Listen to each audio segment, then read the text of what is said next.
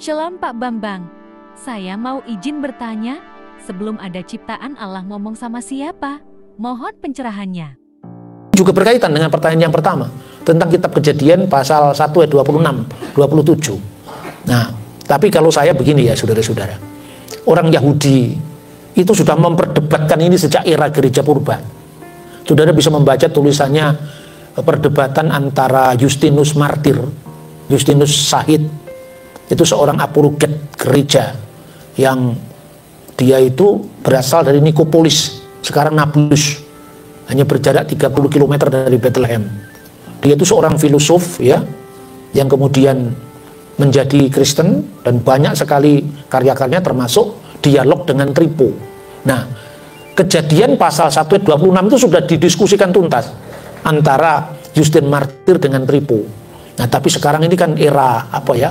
Era internet begini kan, orang tidak hanya mengacu dari sumber bapak-bapak gereja atau sumber Kristiani, tapi bisa berselancar lihat pendapatnya Rabi A atau Rabi B, ya boleh-boleh aja, sah-sah saja.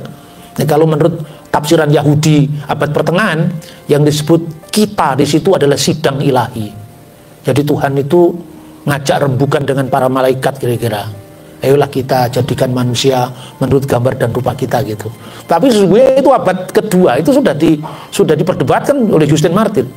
Dia katakan gini, hai Tripo, kalau kamu katakan itu adalah malaikat, bisakah malaikat terlibat dalam penciptaan kreasio ex nihilo, dari tidak ada menjadi ada? Kan malaikat itu diawali oleh waktu kan, dulunya tidak ada, diciptakan menjadi ada.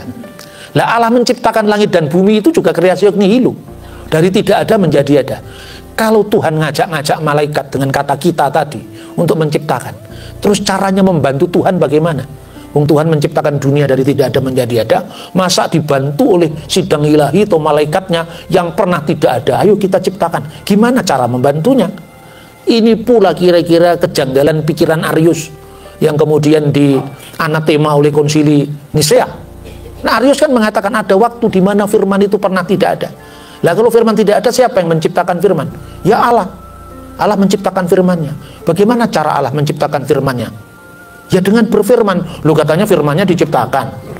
Masa Allah menciptakan firman yang adalah sumbernya ciptaan? Itu pula yang menjadi aliran yang sekarang sering masuk ke rumah-rumah orang di Indonesia itu, saksi Yehova. Gitu? Makanya saya itu nulis buku itu kadang-kadang itu ya, apa ya, kecelakaan berhadiah atau apa ya. Ada orang datang ke tempat saya, mau bermisi lah, ternyata orang saksi Yehova. Terus saya ajak diskusi. Ketika ajak diskusi, dikatakan, ya Yesus itu siapa Pak? Yesus itu firman Allah. Firman Allah itu ya Tuhan ya Allah. Seperti kata kepada Thomas kan, suruh membuktikan tangannya pada bekas paku itu. Begitu Thomas melihat Yesus itu, langsung dia mengatakan, ya Tuhanku dan Allahku, my Lord and my God. Ya itulah Yesus, kata saya bilang gitu. Kalau Yesus itu Lord Pak, it's okay katanya. Lord itu kan Tuhan Pak, seperti Tuan Charles, Tuan Takur katanya. Tapi kalau God itu ya kita bermasalah Pak. Masalahnya di mana? Mana ayatnya kan gitu kan? Kelompok pemuja ayat kan selalu mana ayatnya? Terus saya bilang, kamu sedikit-sedikit kok ayat, kenapa sih? Gereja itu selama 50-an tahun nggak punya ayat itu.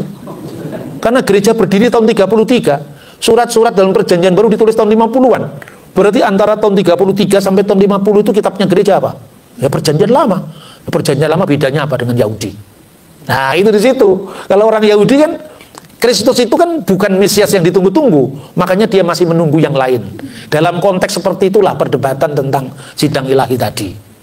Tapi kan kalau saya ini kan bahasa dialog, bukan bahasa yang menghakimi orang. Saya itu berusaha sedapat mungkin tidak mau menyakiti orang lain. Maka saya bilang, kalau dari segi bahasa boleh-boleh aja lah. Karena gini Pak, ini kalau pemikiran orang Yahudi ya, di situ kata kita di situ kan hanya digunakan di ayat 26. Jadi baiklah kita jadikan, itu bahasanya naaseh et ha Adam. Adam itu menurut gambar dan rupanya. Jadi itu Tuhan baru ngajak ngomong malaikat. Tapi ayat 27, maka diciptakanlah manusia itu menurut gambar Allah, laki-laki dan perempuan.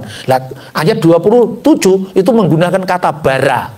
Bara itu dimaknai penciptaan dari tidak ada menjadi ada.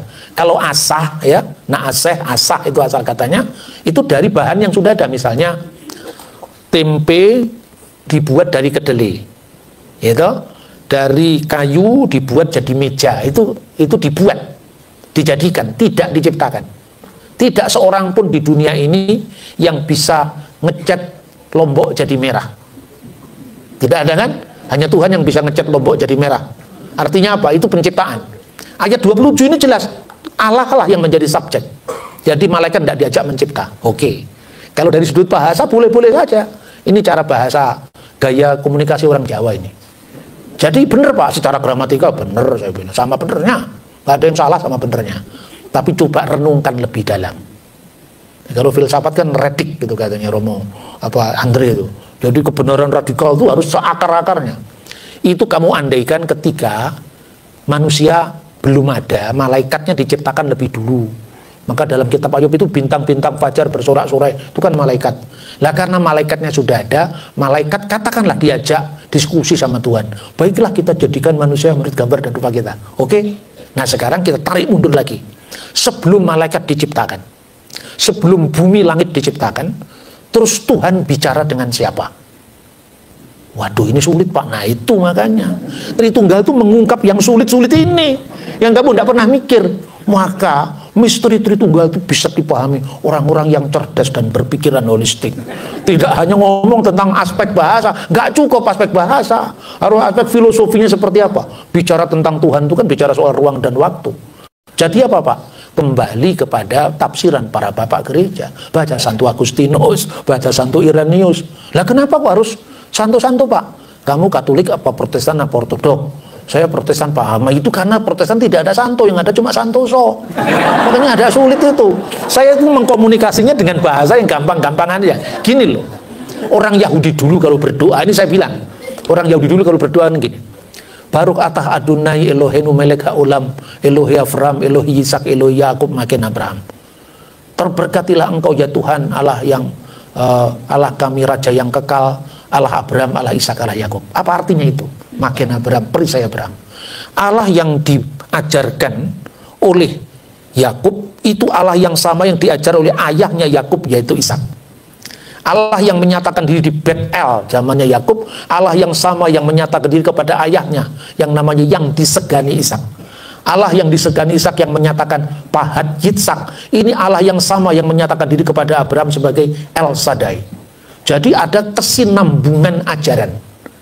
Nah, jadi saya menerima dari bapak saya dari kakek saya itu orang Yahudi. Lah kamu orang apa? Orang Batak Pak.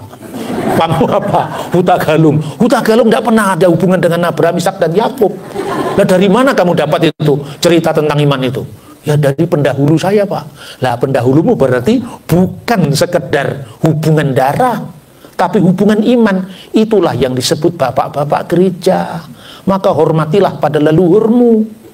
Jangan dikit-dikit ayatnya di mana. Lah urutan Matius, Markus, Lukas, Yohanes juga itu urutannya Irenaeus itu. Kenapa nggak ditempatkan dulu Markus dulu seperti hasil kajian modern? Ya toh? Sampai di gereja-gereja, semua gereja Matius, Markus, Lukas, Yohanes, urutannya aja kita ambil dari bapak gereja. Maka kita menolak bapak gereja. Dan konteks ini saya mau komunikasikan. Ketika kita orang Kristiani memahami iman, ya warisan iman pendahulu kita. Dari Rasul Yohanes misalnya punya murid namanya Yohanes punya murid namanya Polikarpus punya murid namanya Irenaeus punya murid namanya Hippolytus, dan itu dokumennya terpelihara dengan kita.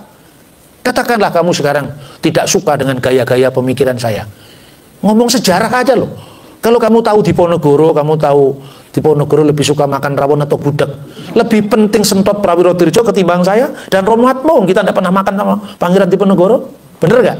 Tapi Sentot Prawiro Dirjo makan sama Pangeran Diponegoro. Ini yang namanya Irenaeus pernah diajar oleh Polikarpus. Polikarpus pernah duduk di bawah kakinya Yohanes. Masa gini nggak dipercaya? Hanya gara-gara ini tidak ada ayatnya. Nah, sekarang mari kita berpikir dengan lebih historis. Ini kan pola pikir historis kan begini kan, kesinambungan ya. Jadi kalau belajar tentang siapakah kata kita, ya itu adalah misteri Tritunggal. Karena apa? Sebelum ada ruang, sebelum ada waktu, sebelum ada ciptaan, ya Tuhan berdialog dengan dirinya sendiri.